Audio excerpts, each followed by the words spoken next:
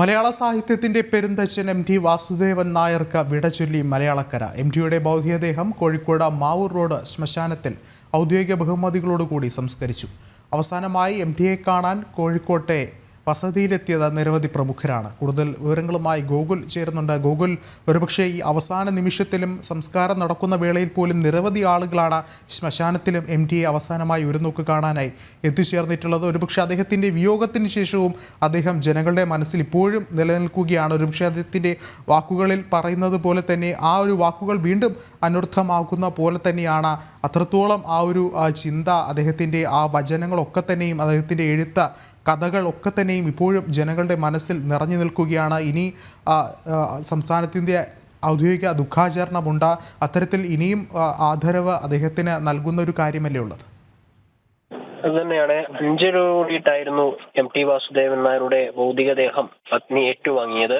4 മണിക്ക് തന്നെ അദ്ദേഹത്തിന്റെ വീട്ടിലെ ചടങ്ങുകളൊക്കെ അവസാനിപ്പിച്ച് വിലാപയാത്രയൊന്നും വേണ്ടിയിരുന്നില്ല, വേണ്ട എന്ന് എം.ടി. വാസുദേവൻ നായർ പറഞ്ഞിരുന്നെങ്കിലും അദ്ദേഹത്തെ സ്നേഹിക്കുന്ന സാഹിത്യ ലോകത്തിന് അദ്ദേഹം നൽകിയ സംഭാവനകളെ പരിഗണിച്ചുകൊണ്ട് ഒരുപാട് ആളുകൾ അദ്ദേഹത്തെ അവസാനമായി ഒരു നോക്ക് കാണാൻ അവിടെ എത്തിച്ചേർന്നിട്ടുണ്ടായിരുന്നു. 5 മണിയോട് കൂടിയിട്ട് തന്നെ ഇവിടെ മാവൂർ റോഡിലെ ശ്മശാനമായ സ്മൃതിപഥത്തിൽ എം.ടിയുടെ മൃതദേഹം എത്തിച്ചു, ഭൗതിക ശരീരം അവിടെ എത്തിച്ചു. പിന്നീട് സംസ്ഥാന സർക്കാരിന്റെ ഔദ്യോഗിക ബഹുമതികൾക്ക് ശേഷം ഹൈന്ദവാചാര പ്രകാരമുള്ള ചടങ്ങുകളൊക്കെ നടത്തി ായിരുന്നു എം.ടി. വാസുദേവൻ നായരെ കേരള സമൂഹം യാത്രയാക്കിയത്. കഴിഞ്ഞ ദിവസം 10 മണിക്ക്, ഇന്നലെ രാത്രി 10 മണിക്കായിരുന്നു എം.ടി. വാസുദേവൻ നായർ നമ്മോട് വിട പറഞ്ഞത്. സ്വകാര്യ ആശുപത്രിയിൽ ചികിത്സയിലിരിക്കെ 8 ദിവസത്തെ ചികിത്സയ്ക്ക് ശേഷമായിരുന്നു അദ്ദേഹം മരണത്തിന് കീഴടങ്ങിയത്.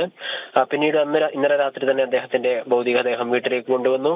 വീട്ടിലേക്ക് കൊണ്ടുവന്നത് മുതൽ ഈ പറഞ്ഞതുപോലെ ജനങ്ങളുടെയും അദ്ദേഹം സ്നേഹിക്കുന്ന ആളുകളുടെയും ഒക്കെ ഇടമുറിയാത്തൊരു പ്രവാഹമായിരുന്നു അങ്ങോട്ടേക്ക് ഉണ്ടായിക്കൊണ്ടിരിക്കുന്നത്. സമയം നോക്കാതെ മോഹൻലാലൊക്കെ ഇന്നലെ രാത്രി തന്നെ അദ്ദേഹത്തെ ഒരു നോക്ക് കാണുവാൻ വേണ്ടി എത്തി.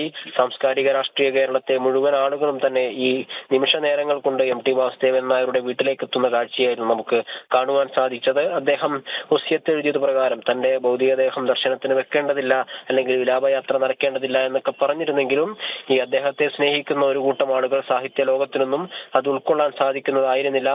എങ്കിലും ഈ സാധിക്കുന്ന സമയം കൊണ്ട്, കുറച്ച് സമയം കൊണ്ട് തന്നെ ഒരുപാട് ആളുകൾ ആ വീട്ടിലേക്ക്, സിത്താരയിലേക്ക് ഒഴുകിയെത്തുന്ന ഒരു കാഴ്ചയായിരുന്നു നമുക്ക് കാണുവാൻ സാധിക്കുന്നത്. 3:30 കൂടി തന്നെ അദ്ദേഹത്തിന്റെ സംസ്കാര ചടങ്ങിന് ആവശ്യമായിട്ടുള്ള ചടങ്ങുകളിലേക്കൊക്കെ കടന്നിരുന്നു. 3:30 കൂടി ചടങ്ങുകൾ കഴിഞ്ഞു. 4 മണിക്ക് ശേഷം അദ്ദേഹത്തെ വീട്ടിൽ നിന്ന് ആംബുലൻസിലേക്ക് കയറ്റി ഈ ശ്മശാനത്തിലേക്ക് എത്തിക്കുകയായിരുന്നു. പൂർണ്ണമായിട്ടുള്ള സംസ്ഥാന സർക്കാരിന്റെ ഔദ്യോഗിക ബഹുമതികളോടെ കൂടി അദ്ദേഹത്തിന്റെ സംസ്കാര ചടങ്ങുകൾ പൂർത്തിയാക്കിയ ശേഷം രാഷ്ട്രീയ സാമൂഹിക രംഗത്തെ പ്രമുഖരൊക്കെ ഉൾപ്പെടുത്തിക്കൊണ്ട് ഒരു അനുശോചന യോഗവും ഉണ്ടായിരുന്നു.